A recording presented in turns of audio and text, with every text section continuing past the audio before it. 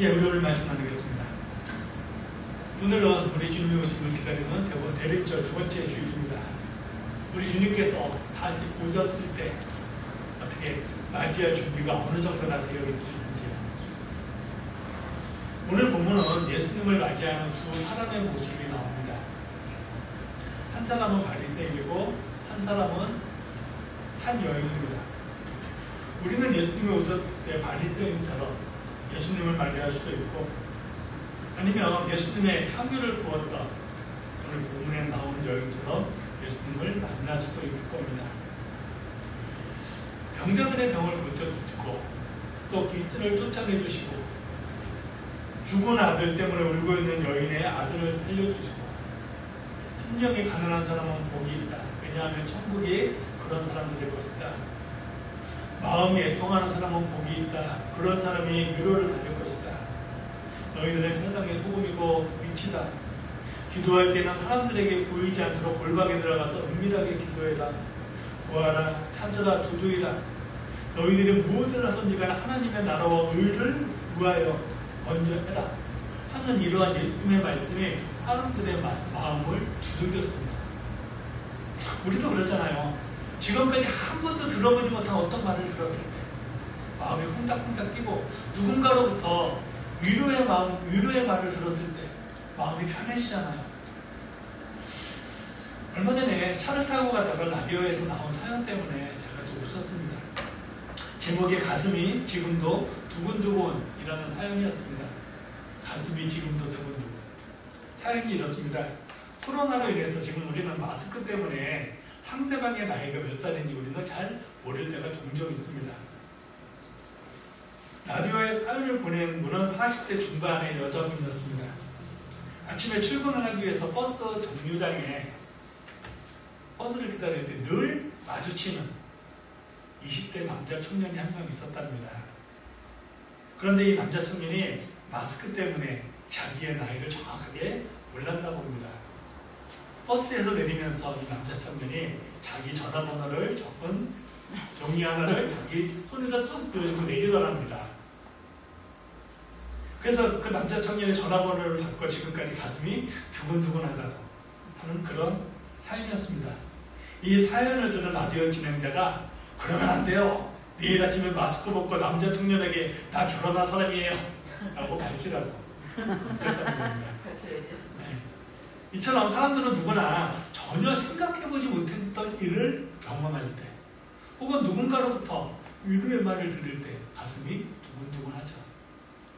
예수님의 당시에 사람들도 그랬습니다. 예수님의 말씀을 들었습니다. 또 예수님이 하시는 행동을 보았습니다. 그런데 그런 모든 것들이 그동안 그들의 지도자들로부터 한 번도 보지 못했던 행동들이었고 듣지 못했던 이야기들이었습니다. 예수님의 말씀을 들은 사람들의 당시의 반응을 성경은 이렇게 기록하고 있습니다. 자, 마태복음 7장 28절 말씀 주세요. 예수께서 이 말씀을 마치심에 무리들이 그의 가르침에 놀라니 이는 그 가르치시는 것이 권위 있는 자와 같고 그들의 서기관과 같지 아니함이로라. 예수님의 말씀에 사람들이 놀랬다는 겁니다.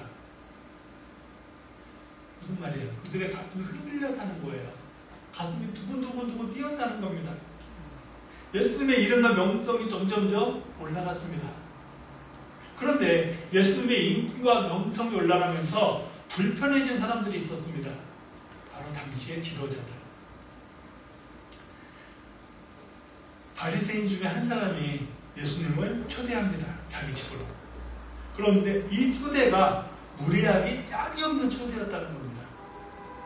예수님 당시에 유대인들은 자기 집에 손님을 초대하면 반드시 세 가지를 해주게 되어 있습니다. 첫 번째, 발을 씻어줄 물을 내어줍니다. 왜냐하면 이스라엘에 있는 중동 지역은 따뜻한 지역입니다. 그래서 여기에 사는 사람들의 신발은 우리가 여름에 신는 샌들이 일반적인 신발입니다. 우리가 여름에 샌들을 신어보시면 잘 아시겠지만 운동화나 구두처럼 앞뒤가 꽉 막힌 신발이 아니라 샌들을 신고 하루 종일 밖에서 일을 하고 집에 들어와서 발을 씻어보면 발에 이물질이 잔뜩 묻어서 나옵니다. 그래서 손님을 초대하면 가장 먼저 발 씻을 물과 손 씻을 물을 내어주는 겁니다. 두 번째로 손님이 발과 손을 씻고 나면 방에 들어왔을 때 손님의 어깨에 손을 이렇게 얹고 툭툭 치면서 우리 집에 잘 왔다고 환영의 인사를 합니다. 더 반가울 경우에는 얼굴을 뺨에다 대고 인사를 합니다. 이것을 환영의 입맞춤 혹은 사랑의 입맞춤이라고 합니다. 세 번째, 마지막으로 식사 분위기를 더욱 좋게 하기 위해서 식사 그 주변 자리에 향토를 피워놓거나 혹은 손님의 어깨 위에 향수를 한두 방울 뿌려줍니다. 우리 그렇잖아요. 싸구려 식당에 가면 부엌에 찌든 냄새, 뭐 음석이 막 찌꺼기 같은 냄새들이 나는 식당들이 있잖아요. 그런 식당 가면 있던 밥맛도 뚝 떨어져요. 그런데 좋은 식당, 고급 식당에 들어가면 식당 분위기부터 다릅니다. 조명도 은은하고 또 향초를 여기저기 피워놓아서 기분도 굉장히 좋게 만들어줍니다. 이처럼 손님을 초대했을 때 발 씻을 물을 내어주고 사랑의 입맞춤을 하고 그 다음에 식사 그 하는 자리 주변에 향초를 피워놓아서 기분을 좋게 해주는 것, 이것이 주인이 손님을 초대했을 때 하는 예의입니다. 이 중에 하나라도 하지 않는다면 손님을 무시하는 거예요. 그런데 오늘 본문 말씀에 보면 예수님을 초대한 바리새인은 이 세 가지 중에 단 한 가지도 안 했습니다.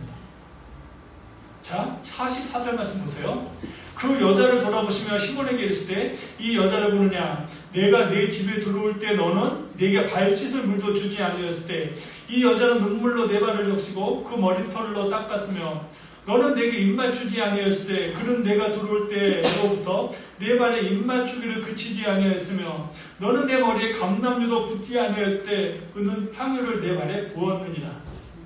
이거 보통 같으면 그냥 박자고 나가는 겁니다. 무시당한 건 철저히 무시당한 거예요. 너는 나에게 발 씻을 물도 주지 아니었다. 너는 나에게 환영의 입맞춤도 해주지 않았다. 너는 나에게 향유도 부어주지 않았습니다. 얼마나 무시한 겁니까? 그러면서 오히려 예수님의 발에 향유를 붓고 머리카락으로 발을 씻은 그 여인의 행동을 칭찬하는 예수님을 보면서 당신은 선지자가 아니라고 비난합니다. 자, 39절 말씀 보세요. 예수를 청한 바리새인이 그것을 보고 마음에 이르되 이 사람이 만일 선지자라면 자기를 만지는 이 여자가 누구며 어떠한 자 곧 죄인인 줄 알았으리라. 너는 율법에 정한 죄인이다라고 낙인이 찍힌 사람은 예수님한테 너는 죄인이다라고 낙인이 찍혀버리면 그 사람은 성전에 와서 예배도 드릴 수 없습니다. 사람들과 함께 어울려서 살 수도 없습니다. 그 대표적인 사람들이 몸을 파는 창기, 문둥병 환자, 세리들입니다.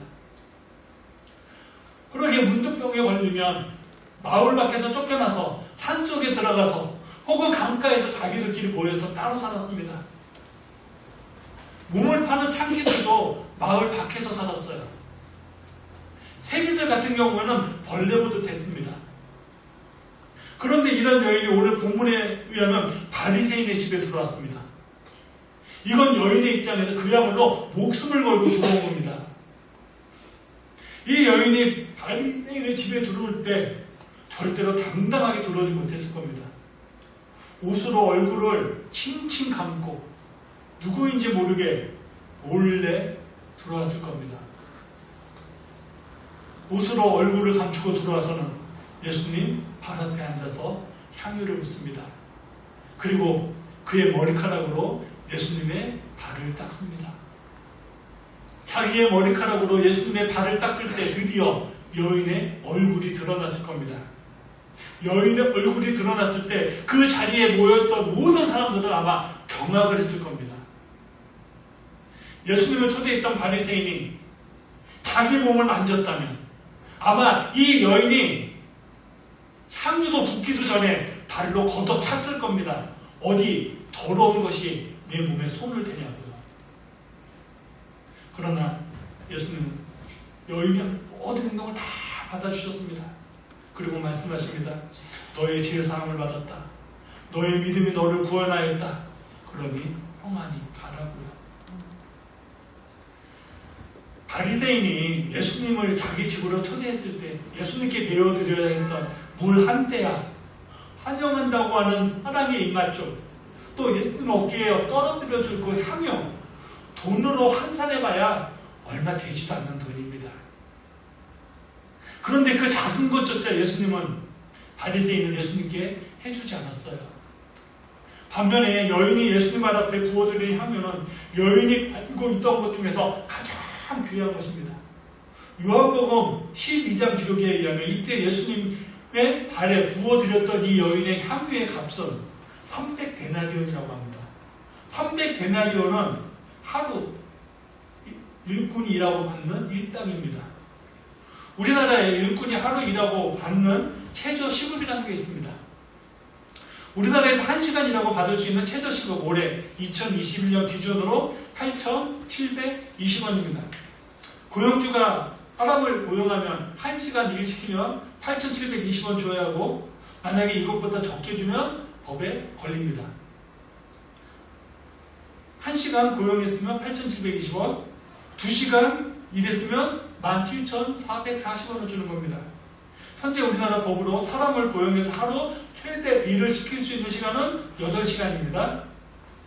그러면 8,720원 곱하기 8시간 하면 하루 임금이 69,760원입니다. 이 69,760원이 예수님의 당시에 일꾼이 일하고 받는 하루 일당 한 데나리온입니다. 그러면 여인이 예수님 발 앞에 부은 향유가 300데나리온이라고 했으니까 하루 일당 69,760원 곱하기 300 하면 2,092만 8천원입니다. 2,100만원 조금 못 되는 돈이에요. 결코 적은 돈이 아닙니다. 저는 오늘 말씀을 준비하다가 예수님의 발에 자기가 가지고 있던 모든 것을 부어드렸던 이 여인처럼 자기의 모든 것을 다 부어드린 한 사람의 이야기를 읽고, 아, 이렇게까지 주님을 위하여 헌신하는 사람도 있구나. 정말로 깜짝 놀랐습니다. 어느 한 남자가 이사를 와서 동네에 있는 작은 교회 예배를 드리기 위해서 들어갔답니다. 그런데 그 교회는 개척을 한 지 몇 년이 지나도록 구문하지 못하는 교회였습니다. 목사님은 교회 문을 닫기로 결정을 하고 마지막 유일 예배를 드리고 있었습니다. 마지막 유일 예배를 드리는 그날 한 남자 성도가 들어왔습니다. 목사님은 예배를 다 마치고 오늘 저희 교회에 오셔서 감사합니다. 그런데 오늘 예배를 마지막으로 교회 문을 닫기로 하였습니다. 그러니 다음 주부터는 다른 교회로 가시라고. 교회 문을 닫는다는 목사님 말에 이 남자 성도님의 가슴이 아팠습니다. 그래서 목사님, 저도 이 교회 성도가 되겠습니다. 그러니 다시 한번 힘을 내봅시다.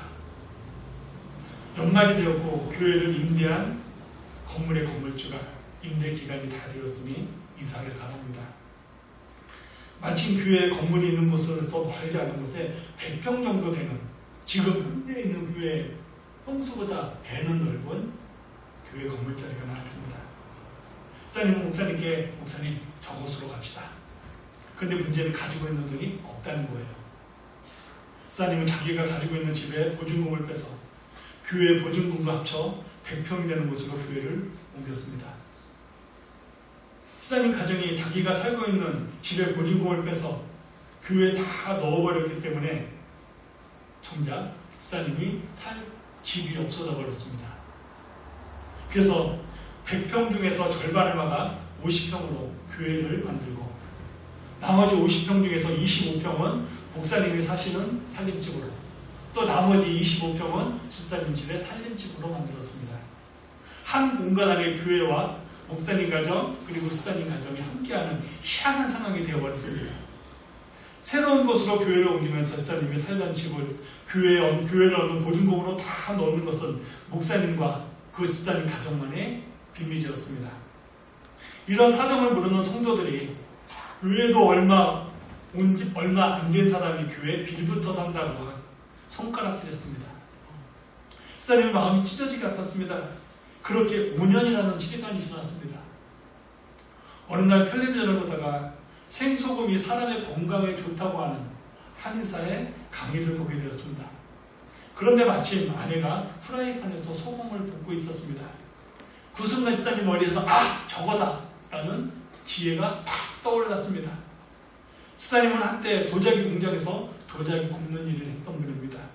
소금을 도자기에 넣어 구워보면 어떨까? 그래서 소금을 도자기에 구워 넣어보았더니 독성이 쏙 빠진 그야말로 건강에 너무나 좋은 소금이 나왔습니다.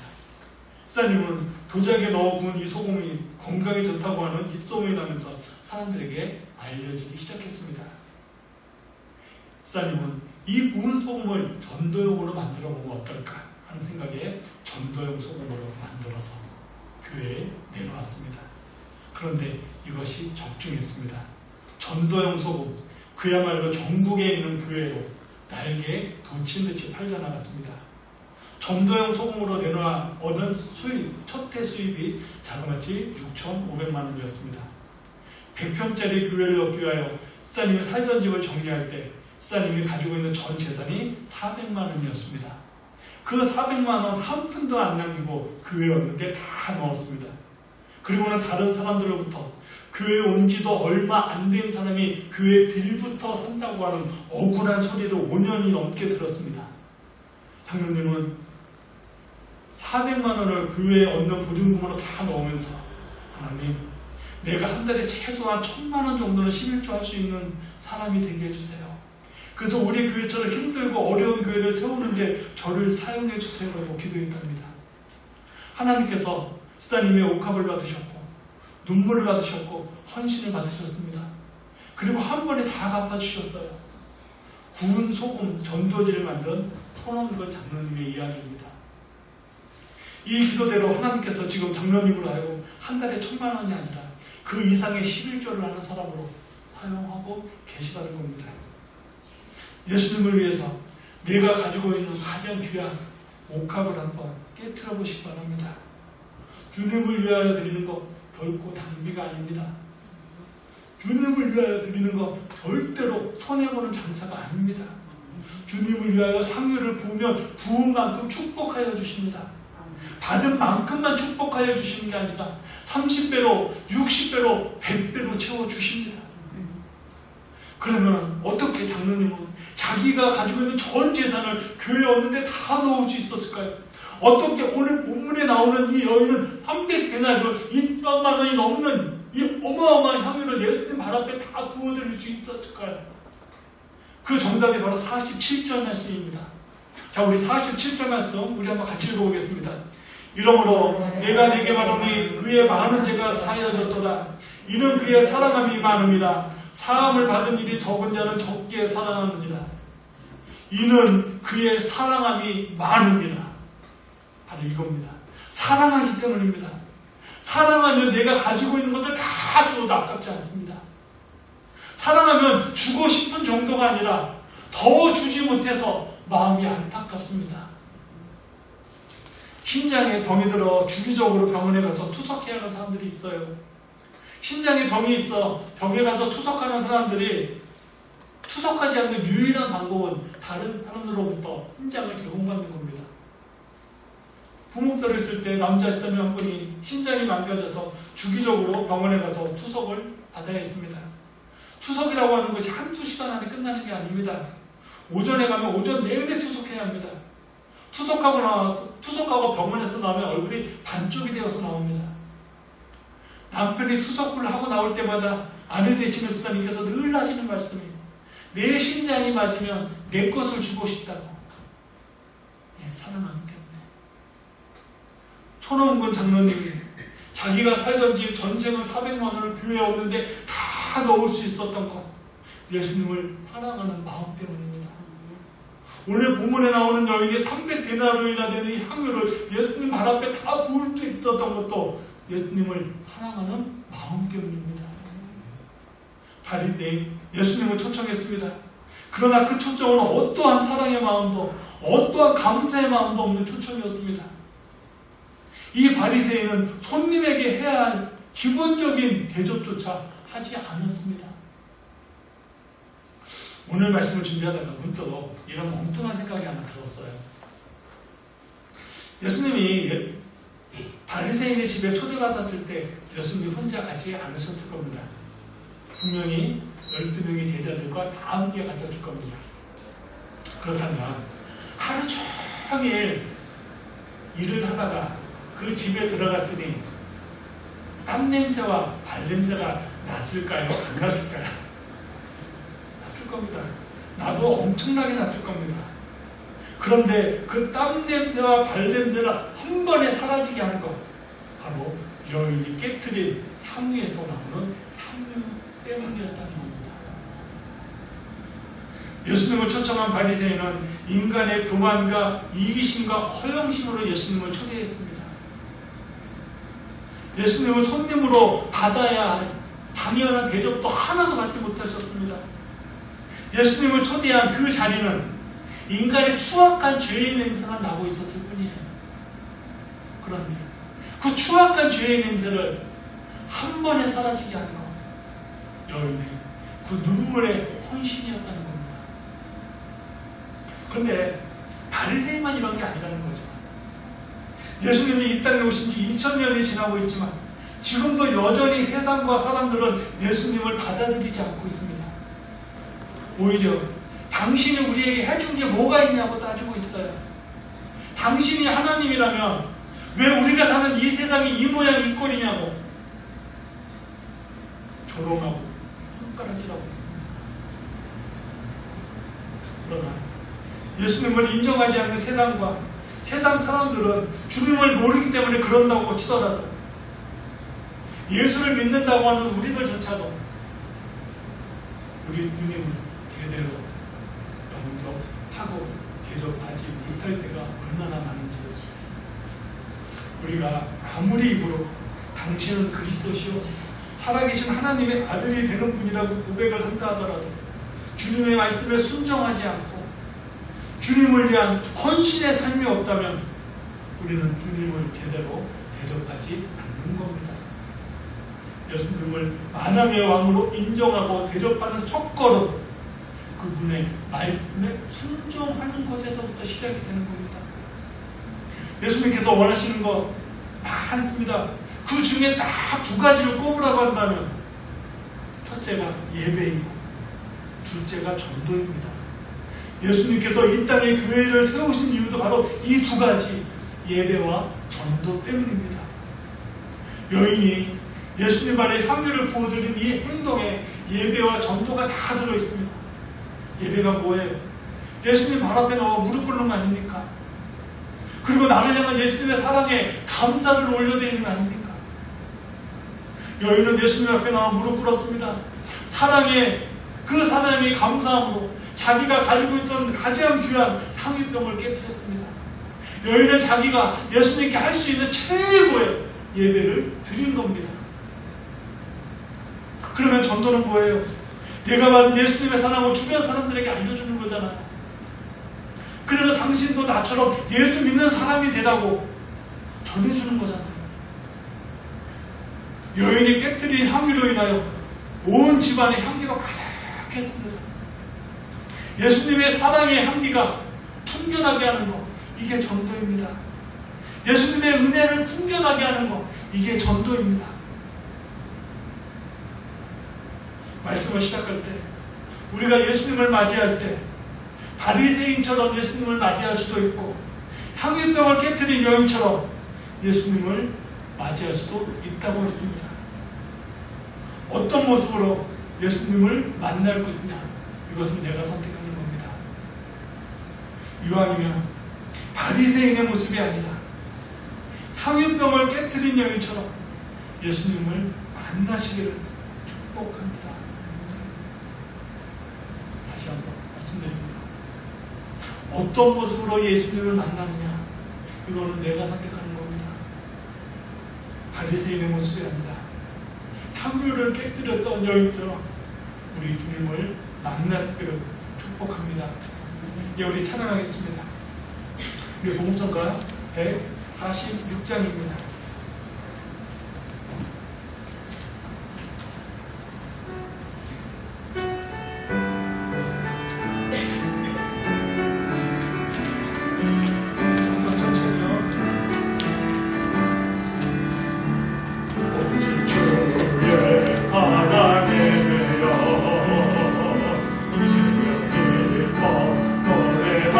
환영합니다.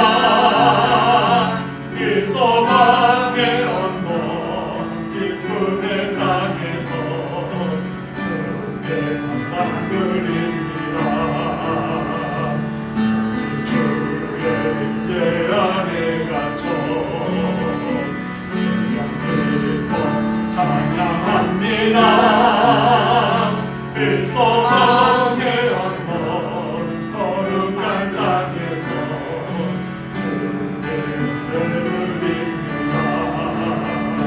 주께서 주신 모든 은혜 나는 말할 수 없네.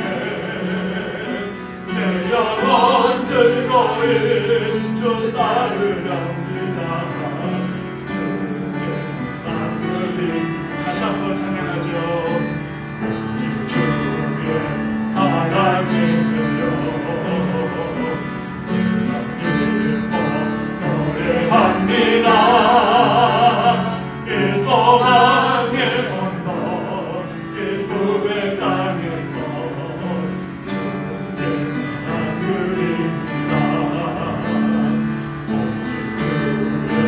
주의 안에 갇혀 기뻐 찬양합니다. 이 소망의 언덕 거룩한 땅에서